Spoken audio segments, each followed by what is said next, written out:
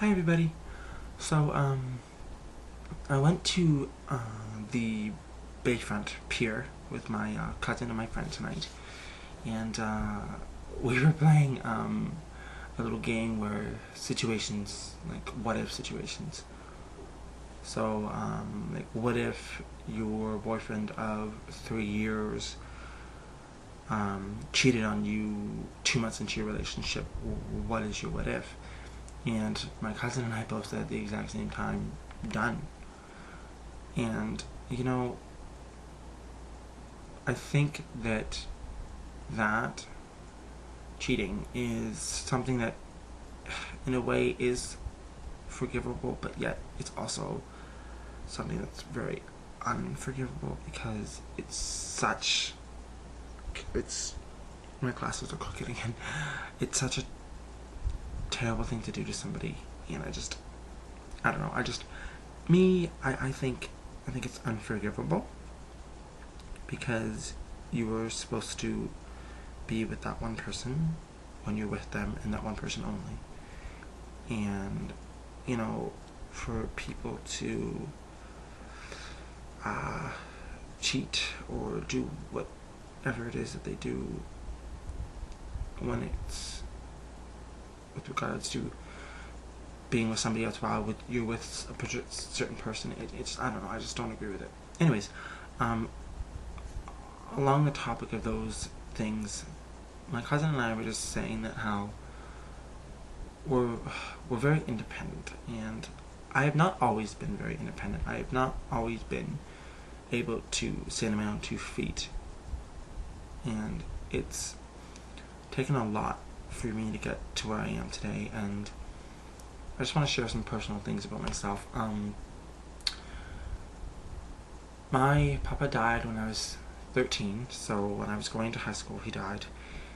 And at the time, it didn't really click in that it was such a big situation, but down the years, it started to slowly click in. And then 2 years after that, my Nana had a stroke and a heart attack, and it just cut out the one side of her body. So her right brain functioning, which controls the left side of her body, did not work properly. I don't know the medical terms for it, but she was paralyzed basically on this side. She wasn't able to use it.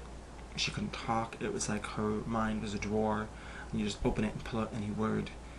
And it was very sad to see her go through that. And then in 2007, she passed away because of an incident that happened, and it was a very hard time in my life. And then 2 months later, I lost my best friend.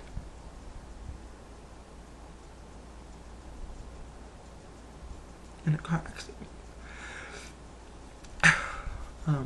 The drunk driver ran through a stop sign and hit herself with the car head on.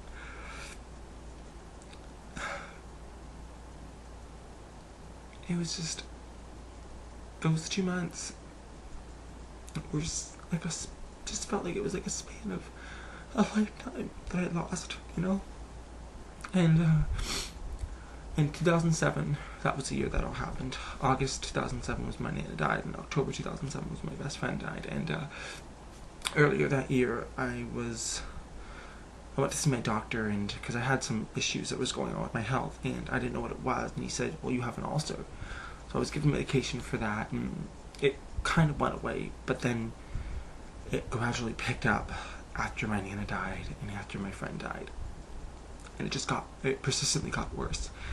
And then I decided to move on from high school and go to university. And I went to university, and, I had my first real relationship, and I really worked myself. I did a lot of shows, I did a lot of performances, I did a lot of work, and I really pushed myself too hard, and I made myself even more sick than I already was. And then I was getting tested at the time to see what was going on with me, and I was in my first relationship, and a lot of stuff has happened the year before, and just a lot going on in my life, a big buildup of things. And then in April of 2009, I was diagnosed with Crohn's disease, and that's a disease which is inflammation disease that attacks the gastrointestinal tract on the body. And they tried all these medications and stuff like that, and the pain that I was feeling did not go away. And they started a treatment called Remicade treatment, and that didn't work, but I'll explain why it didn't work later. And being in that relationship really helped me realize a lot about myself, and he really helped me realize a lot about myself, and I was really thankful for that. But we had a lot of bad moments, and he was kind of manipulative, and he was kind of controlling, and I didn't realize that at the time, but now I do. And that relationship ended September of that year, and that broke my heart, and it just pushed me even further over the edge. And I still wasn't over my Nana's death. I still wasn't over my best friend's death. I still wasn't coping well with being sick. I didn't cope well with this end of this relationship. And 2009, 2010 were just, those are really bad years for me. Like from 2007, 2010 were rough, and it was tough, but I got through it. And the reason why I got through it is because I believed in myself and because I pushed myself. I had moments where I just wanted to die. I didn't want to deal with it anymore. I'm weighing 162, 123. I weighed 123 pounds. I'm 5'11" and 123 pounds. That's not really healthy. And it was just a lot to deal with. And then June of 2010, I had surgery. June of 2010, I went into the hospital because my health went from bad to insanely. It's like, it was, oh my god. It was hell.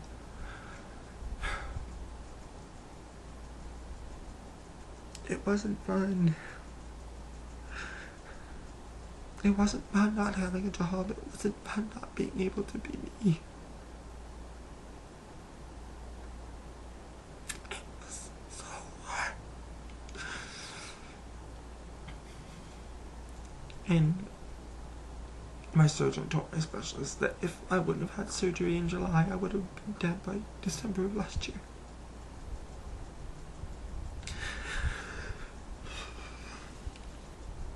So, what I'm trying to get at is that, I've had a long, hard 5 years. Well, 4 years, 4 years. And people ask me why I'm so independent. People ask me why I'm so forward, and why I'm just so, and it's because of what I've been through. It's because of what I've had to put up with, and what I've had to deal with. Just thinking back on that life that I had, it wasn't fun. And I was in a relationship from September of last year to April of this year, and it was a good relationship. It made me grow even more, but it ended because we weren't meant to be together, and it just happened. And I'm a person who I care way too much about people, and I try to help people as much as I can, and I push myself to help them. So, I don't know, I just give, and I don't ever ask for anything back. And that's a sign of being very independent. And, and my cousin and I were talking, and she said, people out there feel that they want and they need to be with somebody to be happy. You need to love yourself and need to respect yourself first before anybody can love you for who you are. You need to realize who you are. You need to love yourself. You need to find yourself. You need to discover that inner beauty that you all have to be able to find that true love. And I know who I am. I respect myself. I love myself. I haven't found Mr. Right, but you know what? I'm not gonna go looking for him, because that's not who I am. I'm not gonna be like, oh, so him, and him. You want to come on a date? Like, no. I love being alone. At times I do, and at times I feel lonely, and I feel upset, and I feel like I need a significant other. And yes, I can seem hypocritical if I say this, but I don't care. Everybody has those pinnacle moments in your life where you feel alone. We're human beings. We have that. Like, that's life. We all feel alone sometimes, even when we're with someone. So what I'm trying to get at is that we all need to love ourselves and respect ourselves and be true to ourselves first before anybody can love you or love us. You know, sometimes I just think to myself, why am I still single? You know, as cocky as this may sound, you know I'm a good-looking guy. I'm a nice guy. I dress nice because I like dressing nice. I take care of myself. I treat myself well. And sometimes I wonder, why am I still single? It's because I haven't found him. Because I haven't found who I want to be with. Or, not who I found who I want to be with. Whose fate has brought me with. Who I'm supposed to be with. Fate brings you that person you're supposed to be with. I believe in fate. I believe in faith. I believe in everything happens for a reason. Everything happens for a reason. It just does. Some makes us stronger, some weaken us. But we pull ourselves back up and we become stronger. We build from those things in our life that tear us down. So please, if you go through hard times, if you are battling a disease, if you're fighting with yourself to find who you are, keep fighting. Because you will find the true happiness you all have inside of you. And that's the beauty of it. Not what you look like. Not if you have a million zits in your face. Not if you have big lips or brown eyes, or if you're black, white, Hispanic. It doesn't matter. We are all beautiful. And we all deserve respect and love. But we need to respect and love ourselves first. So be that independent you. Go and have fun with your friends. Go have a good laugh. Be silly. Be crazy. Wear what you want to wear. But most importantly, be you. Be who you are. Be who you know you can be. Love yourself. And others will love you back. I love you guys. And I just want you all to know that if anybody ever needs to talk, I'm here. So, stay cool, have fun, and put a freaking smile on your face, because we're all beautiful. Yes, we are. Love you guys. Have a good night. Bye.